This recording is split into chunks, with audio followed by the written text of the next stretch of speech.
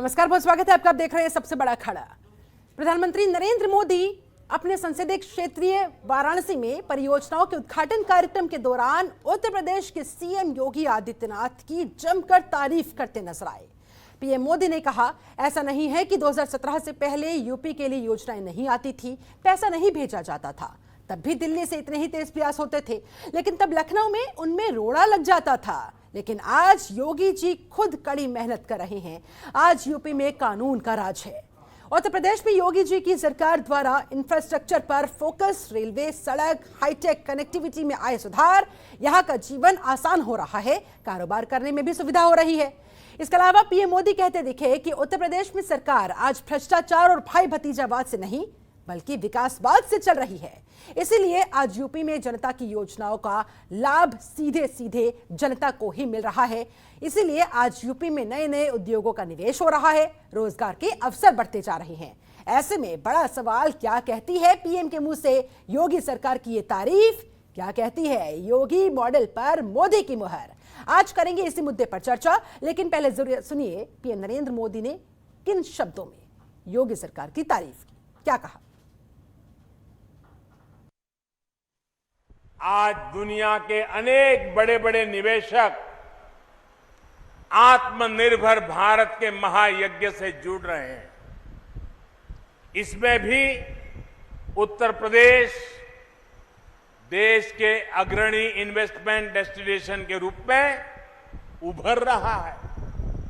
कुछ साल पहले तक जिस यूपी में व्यापार कारोबार करना मुश्किल माना जाता था, आज मेक इन इंडिया के लिए यूपी पसंदीदा जगह बन रहा है। यूपी में योगी जी की सरकार द्वारा इंफ्रास्ट्रक्चर पर फोकस, सड़क, रेल और हाईवे कनेक्टिविटी में आए अभूतपूर्व सुधार से यहां का जीवन तो आसान हो रहा है,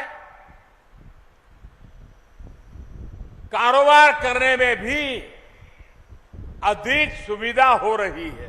काशी और पूरे यूपी के विकास के इतने सारे कामों की चर्चा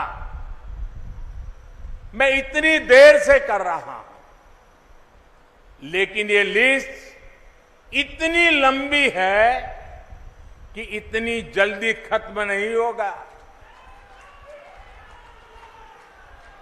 जब समय का अभाव होता है तो मुझे भी कई बार सोचना पड़ता है कि यूपी के कौन से विकास कार्यों की चर्चा करूं, कौन से कार्यों की चर्चा छोड़ दूं। ये सब योगी जी के नेतृत्व और यूपी सरकार की कार्यनिष्ठा का कमाल है। तब भी 2014 में हमें सेवा करने का मौका मिला, तब भी दिल्ली से इतने ही तेज प्रयास होते थे, लेकिन तब लखनऊ में उनमें रोड़ा लग जाता था। आज योगी जी खुद कड़ी मेहनत कर रहे हैं। काशी के लोग तो देखते ही हैं कैसे योगी जी लगातार यहां आते हैं, एक एक विकास योजना की समीक्षा करते हैं, खुद ऊर्जा लगाकर कामों को गति देते हैं। सुना आपने पीएम नरेंद्र मोदी को और उनके द्वारा की गई योगी सरकार की तारीफ को। आज की चर्चा की करते हैं शुरुआत। हमारे साथ एक पूरा खास पैनल जुड़ा हुआ है। पैनल का मैं तारुफ आपसे करवा देती हूं। हमारे साथ बीजेपी प्रवक्ता आनंद दुबे जुड़ चुके हैं, बहुत बहुत स्वागत है सर आपका। अंशु अवस्थी जी हमारे साथ मौजूद है, कांग्रेस प्रवक्ता है, आपका भी बहुत स्वागत करती हूँ सर। कपिल श्रीवास्तव हमारे साथ सपा की प्रवक्ता भी मौजूद है, आपका भी बहुत स्वागत श्रीवास्तव जी। राहुल लाल राजनीतिक विश्लेषक स्टूडियो में मौजूद है, राहुल जी आपका भी बहुत बहुत स्वागत है। चर्चा की शुरुआत राहुल जी आप ही के साथ करना चाहूंगी। क्या कहेंगे आप, क्या कहती है ये तारीफ? आपका विश्लेषण इस पर क्या कहेगा? देखिए, उत्तर प्रदेश का चुनाव बिल्कुल पास है और हम लोगों ने देखा कि जिस तरह से योगी जी और मोदी जी के बीच में भारी मतभेद की सूचना आई। ये मतभेद उसी समय से हो रहे थे जब माननीय प्रधानमंत्री जी ने AK शर्मा को उत्तर प्रदेश में अलग से पावर सेंटर बनाने का प्रयास किया, और वो जब आए एक तरह से योगी जी से मिलने के लिए 4 दिन तक उनको मिलने का समय भी नहीं दिया गया। और ये तानातानी कितना बढ़ा, उन सब घटनाओं को हम लोगों ने देखा था उस समय कि किस तरह से उत्तर प्रदेश में मीटिंगों का दौर जारी था। बिल्कुल, दिल्ली दरबार और यूपी दरबार बिल्कुल आमने सामने खड़े थे। इस घटनाक्रम में आज जिस तरह से एक तरह से जो पूरा का पूरा हम लोग भाव भंगिमा देखें दोनों नेताओं का, यहाँ पे कहीं ना कहीं ये चीज दिख रहा है कि एक तरह से ये मान लिया गया, अब इसमें कहीं से कोई वो स्थिति नहीं है कि उत्तर प्रदेश के चुनाव योगी आदित्यनाथ के चेहरे पे लड़ी जाएगी। उनके अलग अलग कार्यों की जिसकी काफी ज्यादा आलोचना हो रही थी, खुद बीजेपी के भीतर उनके सारे विधायक आलोचना कर रहे थे कोरोना मैनेजमेंट को लेके। हम लोगों ने देखा कि संतोष गंगवार जी, उन्होंने एक चिट्ठी भी लिखी थी, उनको तो केंद्रीय मंत्रिमंडल से हटा भी दिया गया है। तो तमाम तरह की घटनाएं उस समय देखी हम लोगों ने। लेकिन आज के बयान में जिस तरह से प्रधानमंत्री ने खुल के तारीफ की उनकी, और योगी जी जिस तरह से अपने आप को प्रोजेक्ट कर रहे थे, वो केवल 2022 के मामले के दृष्टि से ही वो महत्वपूर्ण नहीं है कि वो 2022 में मुख्यमंत्री पद के बनेंगे। एक तरह से योगी जी ने दावेदारी ठोक दी है कि अगर आफ्टर मोदी जी के बाद अगर प्रधानमंत्री पद की दावेदारी की बात होगी तो वहां पे अमित शाह का नाम ना जाए, वहां पे योगी जी का नाम जाए। इस तरह का भी संकेत आज के घटनाक्रम से बिल्कुल स्पष्ट रूप से मिल रहे हैं। फिर भी एक सवाल जो बिल्कुल बना हुआ है कि क्या आंतरिक तौर पे मतभेद खत्म हो गया, क्या योगी जी ने पूरी शक्ति प्रदर्शन कर दिया? तो योगी जी का पूरा शक्ति प्रदर्शन आज के घटनाक्रम में हम लोगों को दिखा कि और प्रधानमंत्री को सार्वजनिक तौर पर उन्होंने तारीफ की भी, प्रधानमंत्री ने तमाम तरह की चीजों को। देखिए, चूंकि पूरा मामला बनारस से केंद्रित है शिल्पा जी, और बनारस के साथ हमारा लगाव बड़ा भावनात्मक किस्म का रहा है, क्योंकि मैं काशी विश्वविद्यालय जो BHU है वहां का मैं छात्र रहा हूं। तो कितना बनारस बदला, बनारस में कई मामलों में अगर हम लोग देखें कि चूंकि प्रधानमंत्री की यात्रा थी वहां पे कुछ मामलों में बदलाव जरूर दिखे हैं वहां पे। जैसे बनारस में पहले हर तरफ बिजली के टूटे फूटे तार होते थे, कई जगह ये लगातार वहां पे दुर्घटनाएं होती थी, कोई तार कहीं भी टूट के गिर जाता था, लोगों की मृत्यु हो जाती थी। आज वहां पे बिजली की काफी शानदार व्यवस्था है। लेकिन एक चीज जहां पे खाली एक लाइन में कहूंगा, प्रधानमंत्री ने मेडिकल इंफ्रास्ट्रक्चर BHU के ऊपर काफी ज्यादा जोर दिया। स्थिति यह है कि आज अगर जो सरसुंदर लाल हॉस्पिटल है BHU के भीतर का, वहां पे आधुनिक इक्विपमेंट्स आए हैं, तमाम तरह की चीजें आए हैं।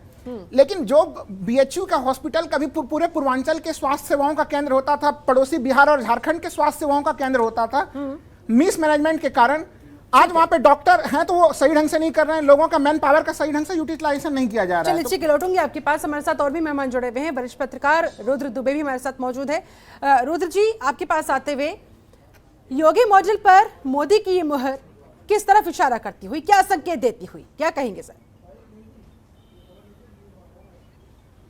शिल्पा जी, 17 मई 2014 वो तारीख थी जब नरेंद्र मोदी अपना चुनाव जीत के पहली बार बनारस आए थे। औपचारिक तौर पर अगर गिना जाएगा तो वो उनका पहला दौरा था। उसके बाद अब तक 23 दौरे हो चुके हैं। कोविड पीरियड में 19 जून 2020 वो पहली तारीख थी जब उन्होंने वीडियो कॉन्फ्रेंसिंग की, उसके बाद 9 वीडियो कॉन्फ्रेंसिंग हो चुकी है। तो 23 प्रत्यक्ष दौरे और 9 वीडियो कॉन्फ्रेंसिंग, तो कुल मिला के 33 बार वो बनारस के लोगों से प्रत्यक्ष रूप से संवाद कर चुके हैं। 2017 के बाद से जब जब वो आए हैं, जब जब वीडियो कॉन्फ्रेंसिंग की है, योगी जी की तारीफ की है। हर मीटिंग में उन्होंने कहा है कि मुख्यमंत्री के कुशल नेतृत्व में बनारस बदल रहा है।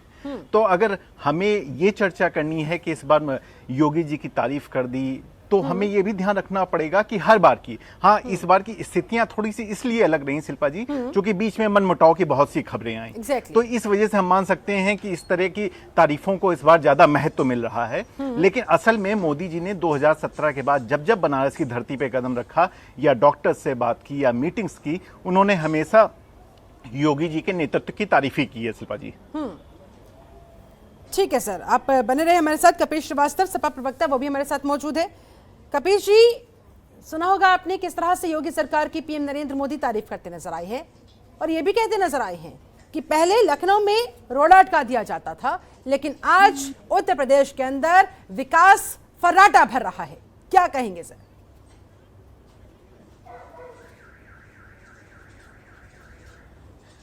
विकास कितना फर्राटा भर रहा है, ये तो इलाहाबाद हाई कोर्ट ने इनको दर्शन करा दिया था। फिलहाल मैं बात वहां से शुरू करूं कि प्रधानमंत्री जी ने योगी जी की बड़ी तारीफ की है। उनका प्रेम दधक आया है और अब लगता है कि इससे ज्यादा प्रेम और हो भी नहीं सकता। इसीलिए उन्होंने जो 1500 करोड़ रुपए की सौगात लाई वो सिर्फ अपने बनारस पर दिया है। उत्तर प्रदेश को खाली छोड़ दिया योगी जी के लिए। अब योगी जी लाए सबके लिए। मैं तो कर्मों में विश्वास करता हूं। मैं मुंह से क्या तारीफ की गई, तारीफ तो उन्होंने वही सब की जो जहां आईना सुप्रीम कोर्ट ने, हाई कोर्ट ने इलाहाबाद दिखाया और इनके फेल्योर को बताया था कि किस तरीके से फेल्योर है, और जो वर्तमान की परिस्थितियां हैं, जो संकल्प पत्र है, इनका कोई पूरा नहीं। और मोदी जी से मैं एक बात पूछना चाहता हूं कि आदरणीय मोदी जी, जब चुनाव करीब आते हैं तो आप लोकार्पण भी करना शुरू कर देते हैं और आप जो है शिलान्यास भी शुरू कर देते हैं। बिहार की जनता का आपको भान भी होगा कि जहां ये जा करके कहे थे, बोलो भाई बिहार वालों, 1 लाख करोड़ दे दूं, 1.25 लाख करोड़ दे दूं, 1.5 लाख करोड़ दे दूं, चलो 2 लाख करोड़ दिया। अभी तो यहां 1500 करोड़ दिया। मिला क्या बिहार को? विशेष पैकेज भी मिल गया क्या? कितना दे दिया? तो ये जुमलेबाज लोग हैं, जुमलेबाजी में विश्वास करते हैं, और इसलिए हम कहेंगे तोमर साहब, इनके कृत्यों पे जाइए। जो कहते हैं वो करते नहीं, जो करते हैं वो कहते नहीं, यही इनका परिणाम है। अब मैं आपको ये कह रहा हूं कि कोविड काल के अंदर बड़ी प्रधानमंत्री जी ने तारीफ की। मैं प्रधानमंत्री जी से पूछना चाहता हूं कि कितने सीएससी और पीएससी बना दिए थे, और जो 567 करोड़ रुपया केंद्र ने पीएम फंड से, जो पीएम का आपातकालीन फंड बना था, उस फंड से ऑक्सीजन लगाने के लिए दिया गया था। तो उस समय 14 ही प्लांट बड़े लगने थे उत्तर प्रदेश में, जो आज भी नहीं लगे हैं। और वो जो आप सिविल हॉस्पिटल में या मेडिकल कॉलेज में एक छोटा प्लांट बैठा रहे हैं 20 लाख 15 लाख रुपए का, वो आपको मुबारक हो, उससे कुछ नहीं सुधरने वाला। ये लोग तो आप ये कहना चाहते हैं ये और कुछ नहीं है, महज चुनावी स्टंट है? चुनाव के मद्देनजर ये तारीफ, ये तमाम सौगातें, ये नहीं, चुनावी के मद्देनजर नहीं तारीफ है। ये तो मद्देनजर तारीफ है ही, चुनाव में ही तो हमेशा ये रहते हैं। मैं तो तारीफ इसलिए कह रहा हूं आपको कि छिपाना भी नहीं आता और जताना भी नहीं आता। और मोदी जी को योगी जी से कितनी मोहब्बत है, सब गिफ्ट काशी में दे आते हैं बेचारे, ये बताना भी नहीं आता। तो मैं तो एक बात कह रहा हूं कि उत्तर प्रदेश में नरेंद्र मोदी जी को अपना प्रधानमंत्री बनाया, सिर्फ काशी ने नहीं बनाया था। और ये आज जो तोहफा लेकर के आए थे सिर्फ काशी के लिए है। और वो भी मैं आपको बता दिया कि ये जुमलेबाजी वाले लोग हैं, जुमलेबाजी कर रहे हैं। क्या बनारस क्वेटो बन गया? क्या धार्मिक शहर बन गया? क्या क्वेटो संस्कृति हिंदुस्तान की संस्कृति वाला मंदिर बन गया? नहीं, एक चीज और, क्या हथकरघा उद्योग, क्या बनारसी साड़ी उद्योग, क्या कालीन उद्योग अस्त नहीं हो गए नरेंद्र मोदी जी की वजह से? क्योंकि एसएमईज ने उनकी कोई लोन में छूट नहीं दी। जो बिजली के कनेक्शन थे उसमें फिक्स चार्ज उन्होंने लिया, उन्होंने कोई छूट नहीं दिया। आज जो गरीब तबका है, जो कि इससे बनारसी साड़ी से और बुनकरों के तबके से और क्या बोलते हैं कालीन के तबके से लगा था, जो विश्व के स्तर पे चीजें थी वो बनारस की, उनको क्षणभंगुर करने का काम मोदी सरकार ने किया है। और इसीलिए काशी की जनता ने नरेंद्र मोदी जी के कंस्टिट्यूएंसी से एमएलसी के दोनों चुनाव, जो पढ़े लिखे लोगों के चुनाव थे, चाहे वो स्नातक सीट रही हो, चाहे वो शिक्षक सीट रही हो, समाजवादी पार्टी ने बुरी तरीके से रोकने का काम किया है। उसके बाद भी इस्तीफा नहीं दिए, ये बड़ी बात है। चलिए लौटूंगी आपके पास। अंशु अवस्थी, कांग्रेस प्रवक्ता, वो भी हमारे साथ मौजूद है। अंशु जी, आप क्या कहेंगे? मोदी जी कहते दिखे भाई योगी सरकार के कामों की एक बहुत लंबी लिस्ट है, और इसीलिए उत्तर प्रदेश के अंदर वो तमाम चीजें इस समय हो रही है जो आज तक किसी सरकार के दौरान नहीं हुई, नहीं देखने को मिली। रोजगार की बात कर रहे थे वो, इंफ्रास्ट्रक्चर की बात कर रहे थे वो, निवेश की बात कर रहे थे वो। क्या कहेंगे इस? प्रधानमंत्री जी का जो स्वाभाविक उनका एक अपना स्वभाव है, मुझे लगता है उससे ज्यादा कुछ था नहीं। और पूरे देश के जनमानस को ये बात पता है, उनका जो स्वाभाविक स्वभाव है वो ये है कि वो सिर्फ दिन रात भाषण के मूड में रहते हैं, चुनाव के मूड में रहते हैं, और झूठ बोलना उनका बिल्कुल कार्यशैली बन चुकी है, उनका धर्म बन चुका है। सही बात ये है कि अगर बनारस को लेकर इतना और उत्तर प्रदेश को लेकर इतना ही गंभीर थे, तो सिर्फ एक जो उन्होंने सतही बातें की उत्तर प्रदेश के मुख्यमंत्री को लेकर, उत्तर प्रदेश की भाजपा सरकार को लेकर, तो जमीनी बातें भी हो जाती। बनारस के वो सांसद है, बनारस के साथ साथ उत्तर प्रदेश से भारतीय जनता पार्टी के 2019 में 62 सांसद है, 62। लेकिन मिला क्या उत्तर प्रदेश को? आप देखिए कि पीएम केयर फंड में इतना सारा पैसा जमा हुआ जी। और इसी उत्तर प्रदेश के लोगों को बिना ऑक्सीजन और बिना बेड के अपने परिजनों को गंवाना पड़ा। लोगों को आप याद करिए, मैं बनारस की बात कर लेता हूं, मणकटिका घाट और जो हरिश्चंद्र घाट है वहां पर जगह नहीं थी, लोग फुटपाथ पर लाशों को जलाने के मजबूर थे। उत्तर प्रदेश में ये आलम था कोरोना का। और प्रधानमंत्री जी अगर एक सड़क बना देते हैं बाबतपुर से बनारस तक और एक बिल्डिंग बना देते हैं, तो क्या सिर्फ सड़क और बिल्डिंग बनाने से बनारस का विकास हो गया? क्या बनारस के लोगों को रोजगार मिल गया? उन्होंने क्रूज की तो बात की, मैं उनकी बात सुन रहा था, लेकिन नाविकों की बात नहीं की। हजारों नाविक जिनकी रोजी रोटी मां गंगा से चलती थी, उनका रोजगार छीनने का काम किया भारतीय जनता पार्टी ने और प्रधानमंत्री ने। दूसरा, हम बनारस की बात कर लेते हैं। नमामि गंगे एक प्राइम मिनिस्टर का और जो एनडीए गवर्नमेंट है उनका शीर्ष प्राथमिकता का फ्लैगशिप प्रोग्राम था। नमामि गंगे की क्या हालत है? सहारनपुर से बलिया तक मां गंगा सबसे ज्यादा पूरे देश में, भारत में, उत्तर प्रदेश में अपना प्रवाह रखती हैं, बहती हैं। लेकिन सच्चाई ये है कि बनारस में आप देखिए, कांग्रेस सरकार के समय बनारस में जो 40 बड़े 18 नाले हैं, उसमें 18 नालों पर जो एसटीपी का निर्माण हुआ था, सिर्फ वहीं से शोधन होकर जल मां गंगा में गिर रहा है। बाकी 28 नालों में 28 नालों का सीधे मलमूत्र मां गंगा में गिरकर मां गंगा को प्रदूषित करने का काम कर रहा है। 7 साल हो चुके हैं, 7 इयर्स। क्या एक प्रधानमंत्री के लिए ये कोई बड़ा काम था? सच्चाई ये है कि वो सिर्फ भाषण देते हैं, उनको कुछ भी उत्तर प्रदेश से मतलब नहीं है। और ये चल क्या रहा है उत्तर प्रदेश में?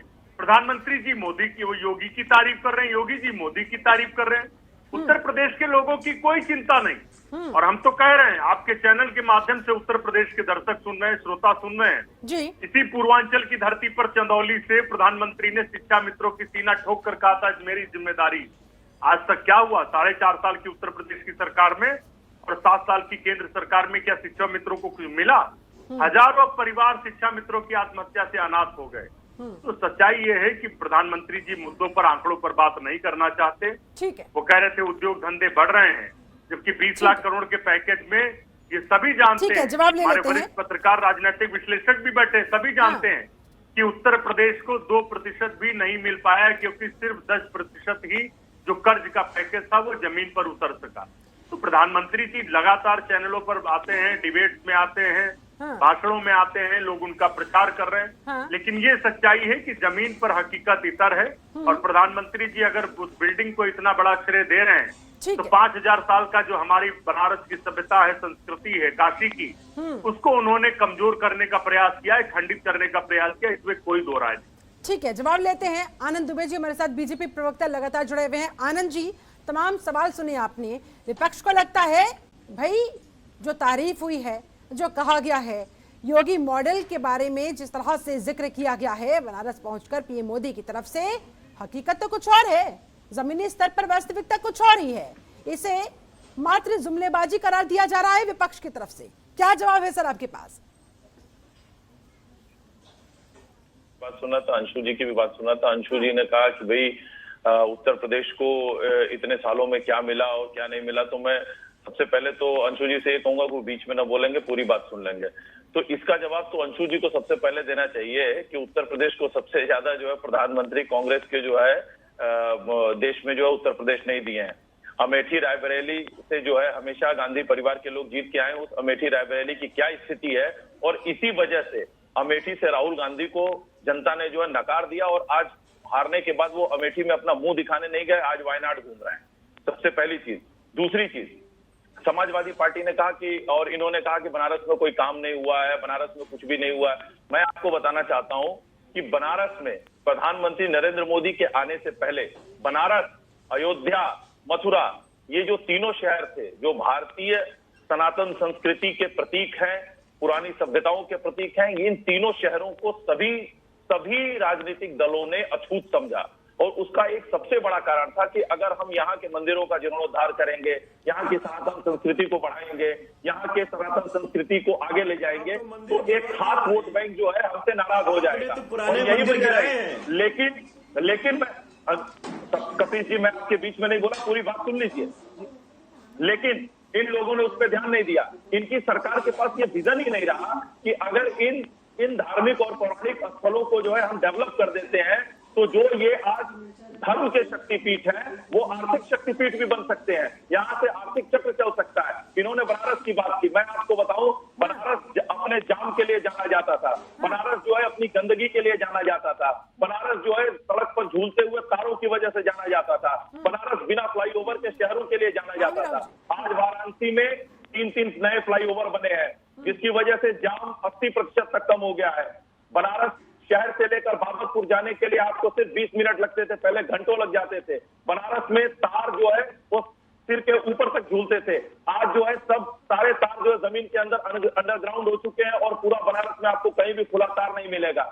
बनारस की गलियों में हमेशा गंदगी रहती थी, आज वहां पर पुराने पत्थरों को उखाड़कर जो है वो नए पत्थर लगाए जा रहे हैं। बनारस की गलियों में कभी सीवर पर काम ही नहीं हुआ, आज वहां सीवर लाइन बिछ रही है, काफी गलियों में सीवर लाइन बिछ चुकी है। बनारस के घाटों की सुंदरीकरण जो है प्रधानमंत्री मोदी के आने के बाद हुआ है। इसके अलावा रुद्राक्ष सेंटर, हस्तशिल्प कला केंद्र, तमाम अनुसंधान केंद्र, ऐसी तमाम योजनाएं हैं कि अगर मैं गिनाने बैठूं तो पूरे डिबेट का वक्त चला जाएगा। और यही वजह है कि बनारस की जनता ने 2 बार प्रधानमंत्री मोदी जी को आप लोग प्रधानमंत्री थपथपा रहे हैं योगी जी, मोदी जी की, मोदी जी, योगी जी की, लेकिन राहुल जी आपके पास आते हुए, आप पे रिएक्शन लेते हुए, क्या वाकई ये सिर्फ सतही बातें हुई है? सतही बातें हुई है, जमीनी हकीकत से इसका कोई लेना देना नहीं है। मैं आपको बता रहा हूं, स्मार्ट सिटी कब कहा गया था बनारस को बनाने के लिए, और आज भी क्या हालात है, किसी से छिपे नहीं है। देखिए, आनंद दुबे जी ने एक बिजली के बारे में वर्णन किया, मैंने शुरुआत में कहा कि वो काम हुआ है, इसमें कोई शक वाली बात नहीं है। लेकिन एक उदाहरण मैं और देता हूं आपको। अभी कोरोना के सेकेंड वेव के पहले मैं जयापुरा गांव गया था। एक तरह से प्रधानमंत्री का गोद लिया हुआ गांव था, और उस गांव के अगर वो देखें तो लगभग 32-33 किलोमीटर दूर है बनारस से। राजा तालाब तक आप जाते हैं, वहां पे बस सर्विसेज वगैरह सब कुछ है, कनेक्टिविटी भी सही है वहां पे।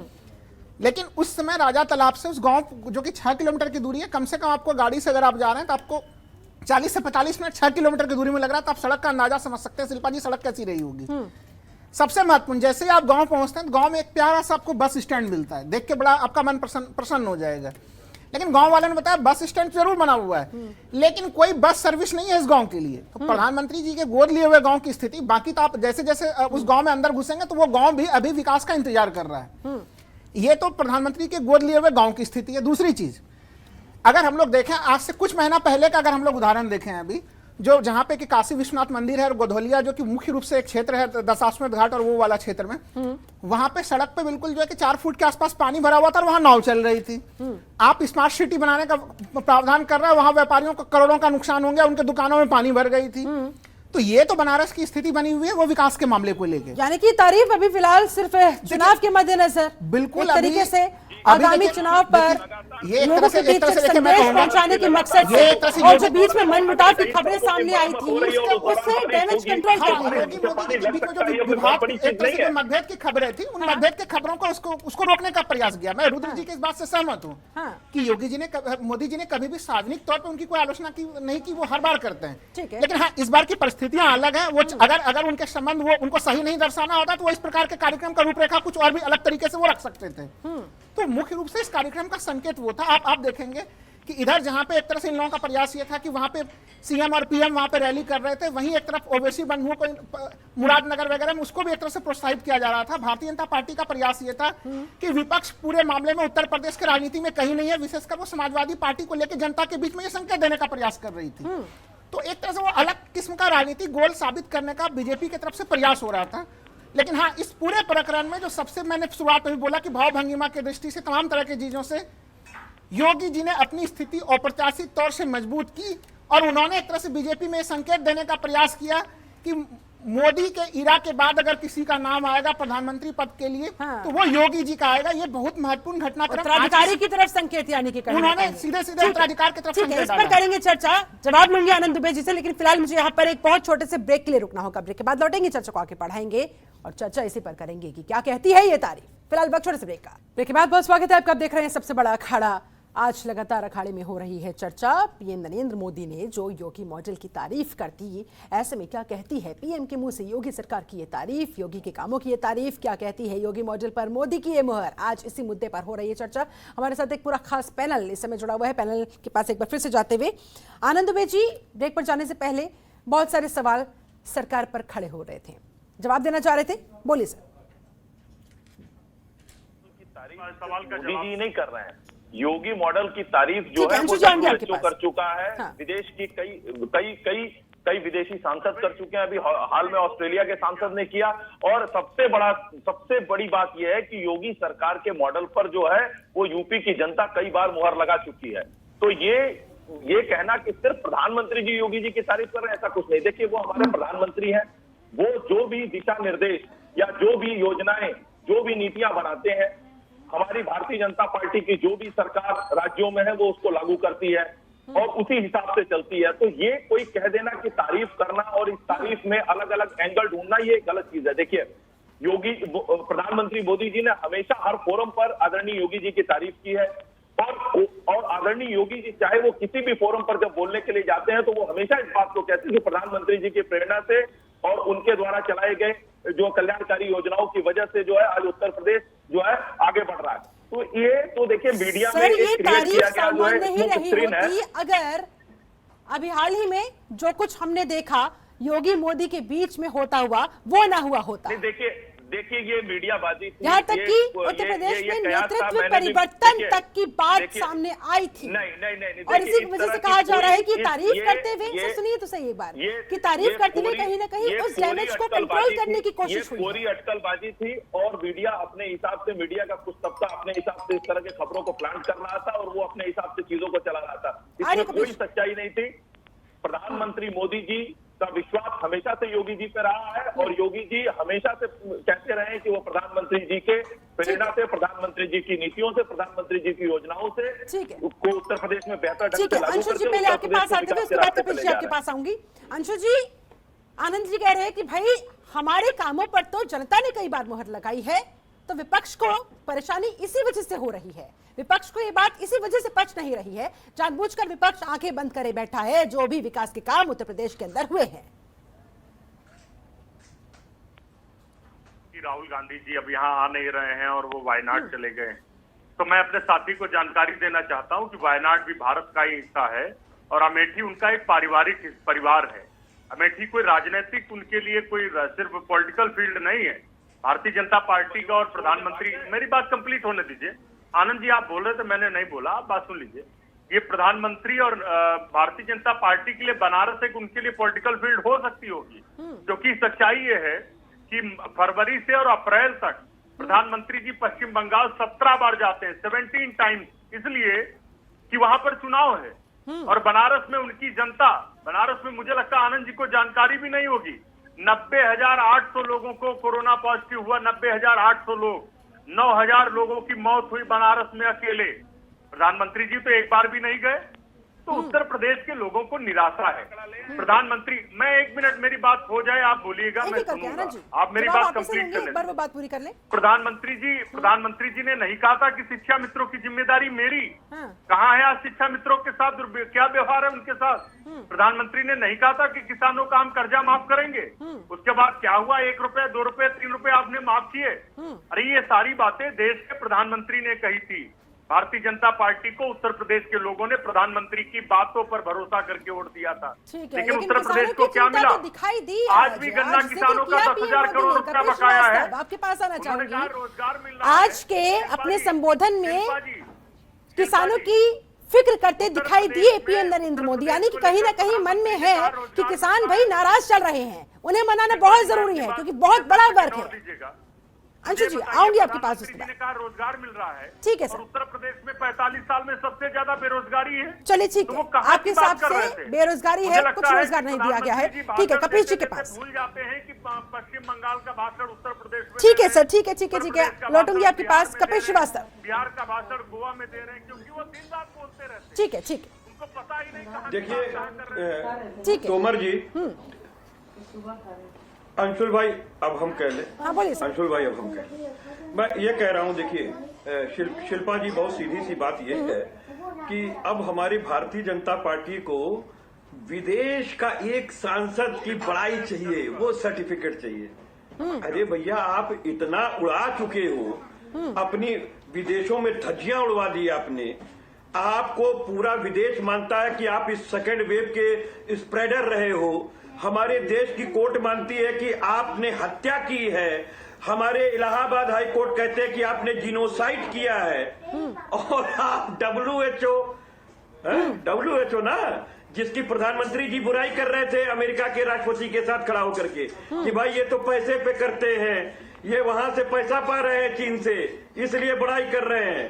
तो आपको ये बताना पड़ेगा, आप इस स्तर पे आ गए हैं कि आपको पूरे जहान में एक ऑस्ट्रेलिया का सांसद मिला। क्या दुर्दिन आ गए, क्या दुर्दिन आ गए। राम राम राम। ठीक है सर। अब ये स्थिति है इनकी। हाँ। और सबसे बड़ी बात पूछ रहे थे अंशुल भाई से कि आप ये आंकड़े कहां से ले आए। अरे साहब, ये वही आंकड़े हैं जो 43 गुना अपने मृत्यु के आंकड़े छुपाए हैं, जो लाइन में पहले मनुष्य लगा करते थे और आप बड़ी बड़ी लाइन दिखाते थे गैस के लिए लगी। अरे शव के लिए लाइन लगते हुए देखा है क्या? रामनामी चौधर हिंदुओं पर से शवों के खींच करके दफनाते हुए देखा है क्या? मां गंगा, जिसने मां गंगे ने बुलाया था, उस गंगा के कोख में बह रहे हिंदुओं के शवों को कुत्ते नोच रहे थे और आदरणीय संत की सरकार देख रही थी। ठीक है आनंद जी, जवाब दीजिए। पूरा देश देखा कन्वेंशन है, सेंटर पूरा का विश्व देखा है। उद्घाटन तो कर दिया गया, लेकिन वो तस्वीरें भी दुनिया ने देखी जिसका जिक्र कपिल श्रीवास्तव कर रहे हैं। पार्टी के ट्विटर हैंडल से शेयर की गई थी, वो पुरानी तस्वीरें थी और इसको लेकर अखबारों में भी खबर छपी। पहली चीज। दूसरी चीज, मैं अंशु अवस्थी जी को जवाब देना चाहता हूं। उन्होंने कहा कि किसानों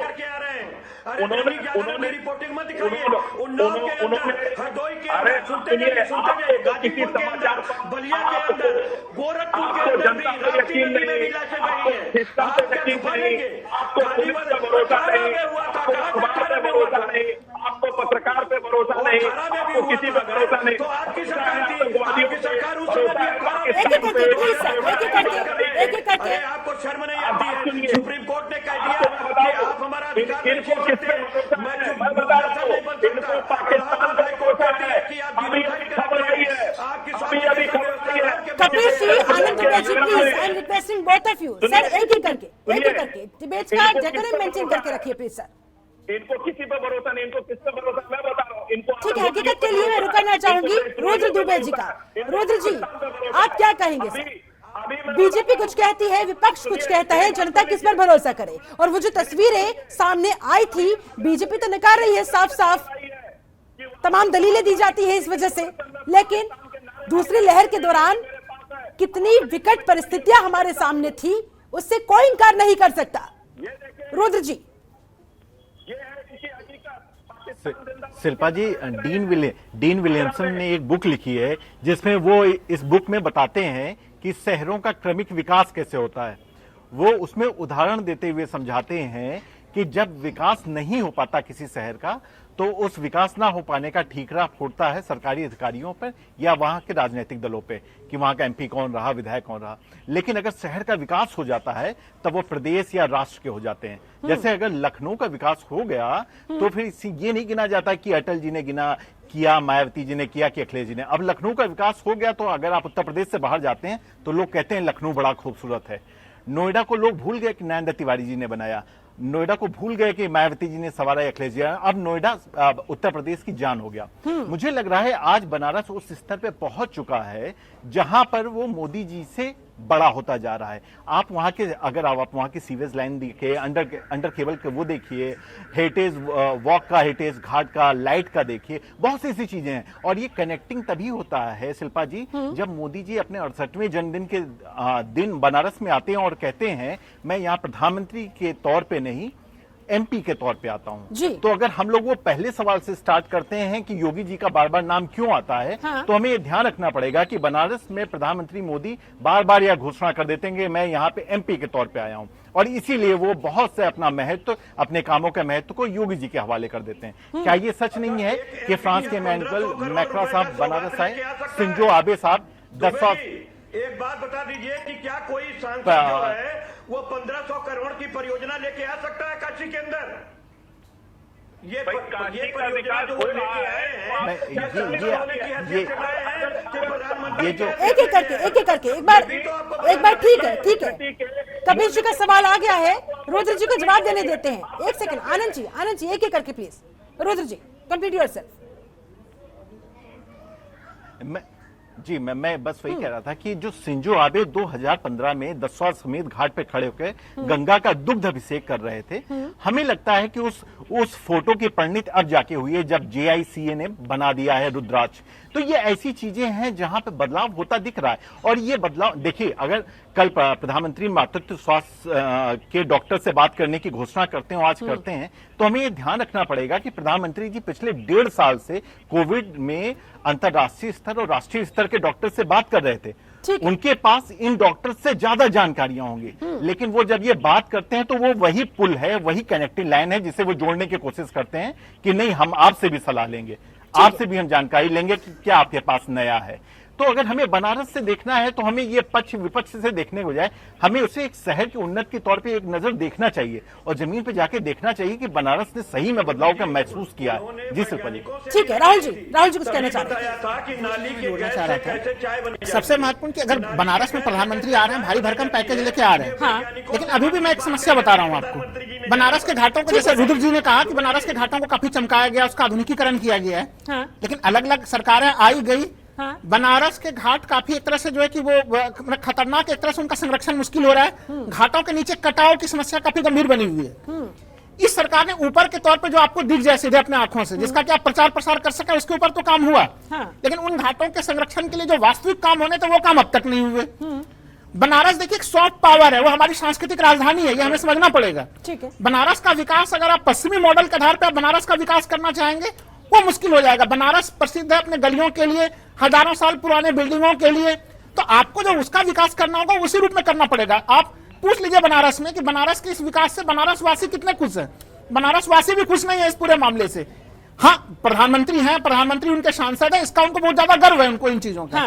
तो ये समस्या बनी हुई है बनारस को लेकर। सबसे बड़ा चीज जो आज की स्थिति है कि ये जो पूरा कार्यक्रम हुआ है, मैं बार बार कह रहा हूं, ये कार्यक्रम एक तरह से जनता के बीच में, भले जो है कि बीजेपी प्रवक्ता कह रहे हैं कि वो मीडिया के द्वारा मोटिवेटेड था, वो बच्चा जो भी उत्तर प्रदेश के राजनीति में थोड़ी भी रुचि रखता है वो जानता है कि किस तरह से दिल्ली दरबार और यूपी दरबार के बीच में तानातानी खिंची हुई थी। उसी तानातानी को पाटने का पूरा कार्यक्रम बह रही है। ठीक है, ऐसे में राहुल जी से जुड़ा मेरा ये सवाल है कि मोदी के इस दौरे से क्या उत्तर प्रदेश में एक तरीके से चुनावी आगाज कर दिया गया है, बनारस के बहाने ही सही? ना, बिल्कुल चुनावी आगाज ही है ये। 100% एक तरह से उत्तर प्रदेश 2022 के जो चुनाव है उसके लिए बीजेपी ने अपनी कमर कस ली है। हम लोग जानते हैं कि बीजेपी एक तरह से देखिए इलेक्शन चाहे वो हारे या जीते, लेकिन चुनाव प्रबंधन वो अपने तरफ से कोई कमी नहीं रखना चाहती है। और हम लोग जानते हैं कि इस बार पूरी ताकत लगा देती है। पूरी ताकत इस बार उत्तर प्रदेश में जो मैसेज गया जनता के बीच में, देखिए यहाँ पे कोरोना को लेकर बातचीत हो रही है, चाहे वो एक तरह से जो कि काफी ज्यादा महत्वपूर्ण शहर इलाहाबाद, जब संगम की तस्वीरें देखी जिसको कि बीजेपी बता रही है कि वो तो पुरानी तस्वीर थी, पूरी दुनिया जान रही है। कभी जैसे जैसे गंगा नदी में पानी का बहाव ऊपर होता गया, वो लाशें फिर से जो है कि वो ऊपर दिखनी शुरू हो गई थी। तो आप इस सच को छुपा नहीं सकते हैं। कोरोना मैनेजमेंट में उत्तर प्रदेश में गड़बड़ी हुई और लोगों में ये चीज रहा कि डबल इंजन की सरकार भी एक तरह से कोरोना मैनेजमेंट में जो उदाहरण देना चाहिए, या फिर बनारस जो कि प्रधानमंत्री का संसदीय क्षेत्र है वो कम से कम एक वैश्विक मॉडल बनता। जबरन उसको वैश्विक मॉडल बनाने की तैयारी की गई। 30 नवंबर के बाद प्रधानमंत्री आज गए हैं वहां पे। तो इसका कारण 2022 का चुनाव ही है और इसका कोई दूसरा कारण शिल्पा जी है नहीं तो फिर 30 नवंबर के बाद से बनारस में इतनी घटनाएं घटी। एक सांसद के रूप में वहां पे हजारों की संख्या में लोग सरकारी आंकड़ों में दर्ज होकर जो है कि मृत घोषित होते हैं, फिर भी प्रधानमंत्री की यात्रा उस समय नहीं हुई थी। अभी उनकी यात्रा हुई है। ये 2022 के चुनाव की सीधी तैयारी है। कम समय अब यूपी विधानसभा चुनाव में बचा हुआ है, जाहिर सी बात है ऐसे में अब आगे उम्मीद लगाई जाए कि अभी तो पीएम नरेंद्र मोदी की बहुत सारे दौरे वहां पर होने हैं, उत्तर प्रदेश की पूरी सियासत का उन्हें रुख मोड़ना है, अपने हिसाब से करना है। देखिए वो जान रहे हैं। देखिए एक तरह से हम लोग अगर देखें बहुत सारी चुनौतियां हैं उनके साथ। बिल्कुल है। देखिए अभी पंचायत चुनाव में हम लोगों ने देखा कि किस तरह से चाहे जिला परिषद का हो या ब्लॉक प्रमुख का हो, जो बीजेपी एक आरोप लगाती थी ममता बनर्जी के ऊपर कि वहां पे पंचायत चुनाव में बिल्कुल धन बल या शक्ति का प्रयोग होता है, विपक्ष को बिल्कुल नष्ट नाबूद कर दिया जाता है, उन्हें पर्चा नहीं भरने दिया जाता है।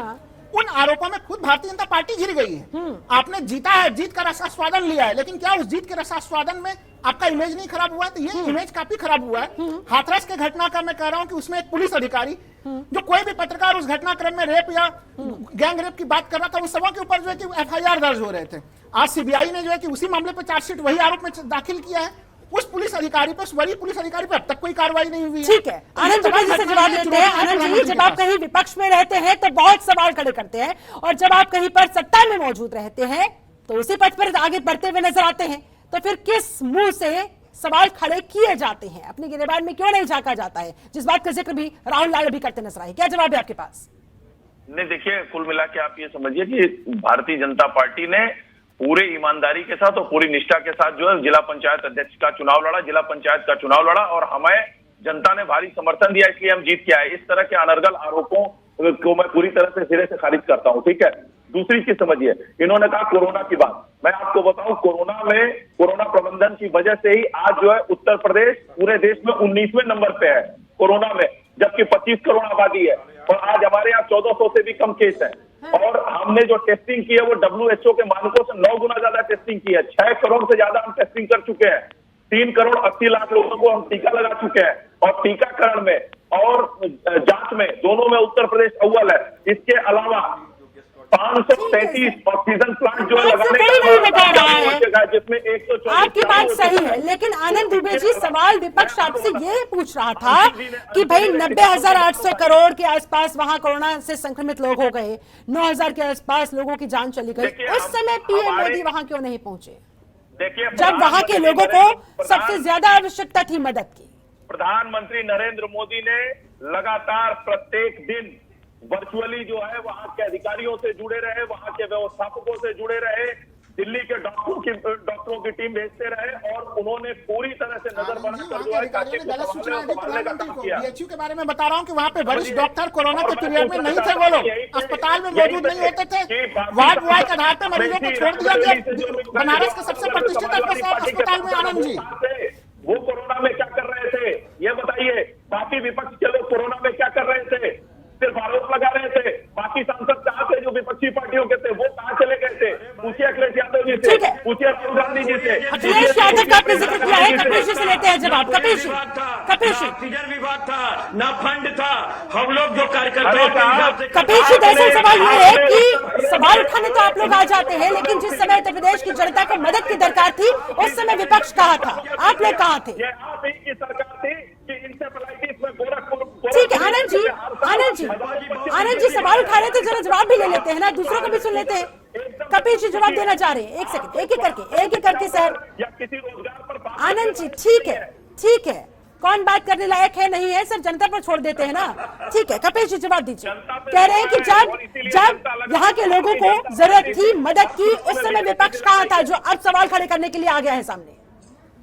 कपिल जी। आनंद भाई रुक जाइए जी, मैं बहुत सीधी सी बात एक बात पूछ रहा हूँ जी।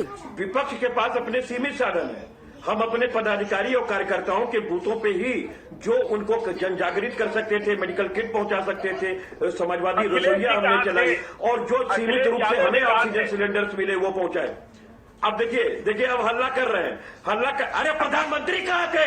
बंगाल का चुनाव लड़ा रहे थे, लड़ा रहे थे, सुप्रीम कोर्ट ने कहा हत्या करवा रही थी सरकार आपकी, आप तो बता ही नहीं पाओगे। अमित शाह कहाँ थे? योगी कहाँ थे?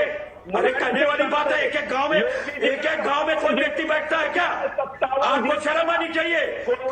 सरकार में आप है, आपकी एजेंसीज कहाँ थी? आप क्यों सो रहे थे? आपका फंड कहाँ था? पीएम फंड से पैसे क्यों नहीं खर्च हुए? सीएम फंड से पैसे क्यों नहीं खर्च हुए? क्यों लोगों की लाशों को कुत्तों से निठवाया? क्यों लोगों के पास ऑक्सीजन नहीं पहुंचवाया?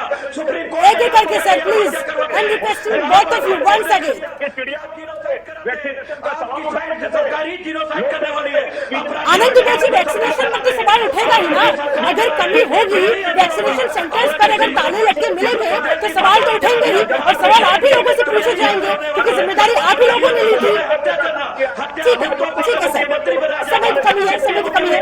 रुद्र दुबे जी आपके पास आते हुए आपका फाइनल कमेंट मैं चाहूंगी, और आपको क्या लग रहा है? उत्तर प्रदेश चुनाव का आगाज हो चुका है, अब आगे आने वाले तमाम महीनों में इसी तरह की चीजें, इसी तरह की बहसें देखने को मिलेगी, इसी तरह की हलचलें देखने को मिलेगी, क्योंकि हर कोई पूरी एड़ी चोटी का जोर लगा देने वाला है 2022 मिशन के लिए। सुनिए आनंद जी, आऊंगी आपके पास, फाइनल कमेंट में ले लूं। रुद्र जी से मैंने सवाल किया है, मेरी बात सुन लीजिए। राम जी के चंदे में अमानत में खयानत कर दिया Bharatiya Janata Party Kapil ji please please sir, please sir, please sir, दूसरे भी मेहमान जुड़े हुए हैं, सबका सम्मान होना चाहिए सर, सबकी बात आनी चाहिए सर। और सर समय की कमी है, फाइनल कमेंट आप सभी से मैं चाहूंगी जल्दी जल्दी से, लेकिन पहले please I am requesting both of you once again, please sir सुन लेते हैं। आनंद जी व्यक्तिगत होने की आवश्यकता नहीं है, व्यक्तिगत होने की आवश्यकता नहीं है सर। सर सवाल तो आप ही लोगों से पूछा जाएगा ना, सवाल पूछा जाता है तो फिर आप इतने एग्रेसिव क्यों हो जाते हैं? जवाब दीजिए, तथ्यों के आधार पर जवाब दीजिए जो आपके पास होता है। ठीक है, फाइनल कमेंट में सबका लेना चाहूंगी, समय की कमी है। रुद्र दुबे आपके पास आते हुए। जी मैं थोड़ा सा, अंशु जी ने लास्ट में मुझसे सवाल पूछ लिया था, उतने वक्त चूंकि मैं जवाब दे रहा था तो इसलिए मैं दिया नहीं। शिल्पा जी, अंशु जी ने कहा था क्या कोई अगर प्रधानमंत्री नहीं हो तो इतनी योजनाएं ले जा सकता है? जी हाँ, ले जा सकता है। सोनिया गांधी जी ने 2012 में सीपी जोशी को लेकर गई थी, केंद्रीय परिवहन मंत्री, सड़क मंत्री थे, और 2 योजना मुझे याद अच्छे से 600 करोड़ और 300 करोड़ की सड़क की योजना गई थी। तो ये होता रह रहा है और ये होना चाहिए, क्यों नहीं ले सकते हैं? आपको करना चाहिए, अगर आप अपनी जगह का विकास कर रहे हैं तो करना चाहिए। हाँ, और दूसरी बात, अगर आप कह रहे हैं राजनीति में परिवर्तन हो रहा है, तो राजनीति में परिवर्तन हो रहा है, तेजी से परिवर्तन हो रहा है। जिस हिसाब से, अगर देखो ये परिवर्तन बहुत अच्छा है, अगर हम किसी शहर को आगे करके चुनाव लड़ते हैं तो अगर हम ये मान सकते हैं कि राजनीति में परिवर्तन हो रहा है, जहां पे व्यक्तिवादी दृष्टिकोण कम हो रहा है, विकासवादी दृष्टिकोण हावी हो रहा है। जी, यानी कि ये तो बस शुरुआत है। राहुल जी आपका फाइनल कमेंट।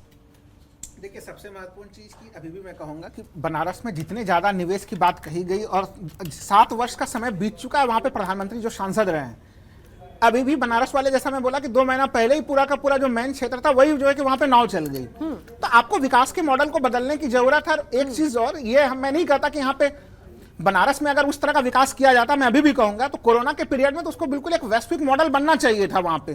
कम से कम वहां पे तो ऑक्सीजन की कमी नहीं होती, दूसरी चीजों की कमी नहीं होती। डबल इंजन की सरकार में भी बनारस वो विकास का मॉडल नहीं बन सका, तो इसलिए बनारस कम से कम कहीं से कोई चुनाव में वो एक नया प्रतिमान और सफलता हासिल करेगा कि उसके जैसे गुजरात मॉडल के नाम पे वोट मांगा गया था, वैसे बनारस मॉडल के आधार पे वोट कोई मांगेगा भी नहीं, वो आप देख लीजिएगा। लेकिन हाँ, योगी जी की शक्तियां आज बढ़ी हैं, इसमें कोई शक नहीं है। उनका कॉन्फिडेंस भी आज के पूरे घटनाक्रम के बाद से अप्रत्याशित तौर पे बढ़ा है। यह उत्तर प्रदेश के राजनीति का एक नया केंद्र शुरू हो रहा है और उत्तर प्रदेश में भारतीय जनता पार्टी ने एक तरह से 2022 के चुनाव के लिए अपना आगाज प्रारंभ कर दिया और वो उनकी बॉडी लैंग्वेज से आज दिखाई भी दे रहा था। चलिए कपिल श्रीवास्तव आपका फाइनल कमेंट चाहूंगी सर। देखिए, बहुत सीधी सी बात है, प्रधानमंत्री जी प्रधानमंत्री कम और प्रचार मंत्री ज्यादा हैं। उन्होंने जो भी घोषणाएं की हैं वो जुमले हैं, क्योंकि बिहार के अंदर हम लोगों ने 2.5 लाख करोड़ का पैकेज देख लिया, बंगाल के अंदर देख लिया, उनकी बुरी डिफीट हुई। काशी की जनता ने इनको रिजेक्ट किया एमएलसी के दोनों चुनाव के अंदर। ये त्रिस्तरीय चुनाव काशी के अंदर बुरी तरीके से हारे।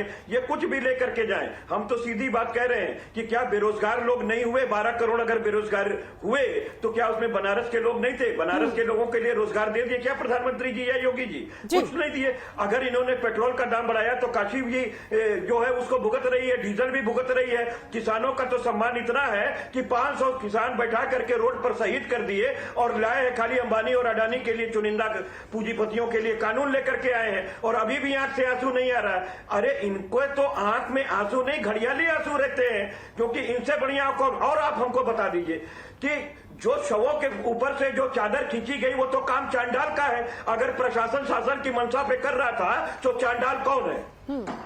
ठीक है, जवाब दीजिए आनंद दुबे जी और फाइनल कमेंट भी दीजिएगा।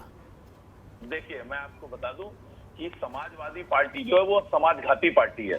तो कुल मिलाकर ये है कि समाजवादी पार्टी के पास न तर्क है, न तथ्य है, न सबूत है, सिर्फ अनर्गल आरोप लगाते हैं। मैं आपको बता दूं, अभी कुछ दिन पहले जब लखनऊ में आतंकवादियों की गिरफ्तारी हुई, अखिलेश यादव से प्रश्न पूछा गया तो अखिलेश यादव ने क्या कहा? मुझे पुलिस पे भरोसा नहीं है। मतलब उनको पुलिस पे भरोसा नहीं है, आतंकवादियों पे भरोसा है। और देखिए, अभी सुन लीजिए,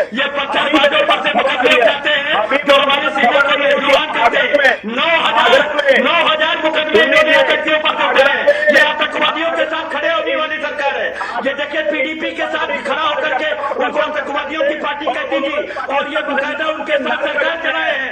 जिन्होंने पठानकोट हमले की जांच पाकिस्तान की एजेंसी से करा के भारत की समाजवादी पार्टी के साथ इन्होंने देखिए पुलवामा अटैक में आनंद जी उसको छोड़िए, समाजवादी पार्टी को छोड़ दीजिए सर। जनता ने नकार दिया था, आपको चुना था कुछ उम्मीदों के साथ ना। अब आप मुझे ये बताइए जाते जाते कैसे आश्वस्त करेंगे कि जो बातें तमाम कही वो जुमलेबाजी साबित नहीं होंगी, हकीकत बनकर रहेगी सामने? बताइए सर जाते जाते, और जरा ये भी बता दीजिए कि ये जो तारीफ है जिसका जिक्र राहुल लाल जी ने भी किया था कि कहीं ना कहीं इशारा उत्तराधिकारी की तरफ, इस पर क्या कहेंगे सर? जाते जाते इस पर भी आपका कमेंट चाहूंगी। पहली चीज मैं आपको बता दूं कि शिक्षा में, चिकित्सा में, रोजगार में, संस्कृति के क्षेत्र में हमने जितने भी काम किए हैं वो किसी सरकार ने नहीं किए हैं, और इन्हीं कार्यों के आधार पर हम 2022 के चुनाव में उतरेंगे और जनता का पूरा आशीर्वाद जो है भारतीय जनता पार्टी को, योगी आदित्यनाथ जी को और आदरणीय मोदी जी को प्राप्त होगा। इसके अलावा मैं आपको बता रहा हूं कि जिसकी बात हो रही है कि योगी जी को जो है उत्तराधिकारी घोषित कर दिया या ये, तो मैं आपको बताना चाहूंगा यह भारतीय जनता पार्टी है। यहाँ किसी को नहीं पता कि कौन कब क्या बनेगा। कोई नहीं कह सकता कि जेपी नड्डा जी के बाद अगला अध्यक्ष कौन होगा, उत्तर प्रदेश में स्वतंत्र देव सिंह के बाद अगला अध्यक्ष कौन होगा। इसका भी सवाल है। चलिए ठीक है, मेरे पास समय बस इतना ही था। बहुत बहुत शुक्रिया आप सभी का मेरे साथ इस खास चर्चा में जुड़ने के लिए, समय निकालने के लिए। तो कुल मिलाकर सब जनता के हाथ में ही है। तमाम राजनीतिक दलों के अपने अपने वादे हैं, अपने अपने दावे हैं। अब जनता किस पर कितना भरोसा करेगी, इसके लिए फिलहाल करना होगा इंतजार। ज्यादा इंतजार नहीं, कुछ ही महीनों की बात है। दूध का दूध, पानी का पानी हो ही जाएगा। चलिए फिलहाल मेरे साथ आपका इस खास चर्चा में जुड़ने के लिए बहुत बहुत शुक्रिया, बहुत बहुत धन्यवाद। आप बने रहे जनतंत्र टीवी के साथ। नमस्कार। खबरों के निष्पक्ष विश्लेषण के लिए सब्सक्राइब करें Jantantra TV and press the bell icon. Never miss any update.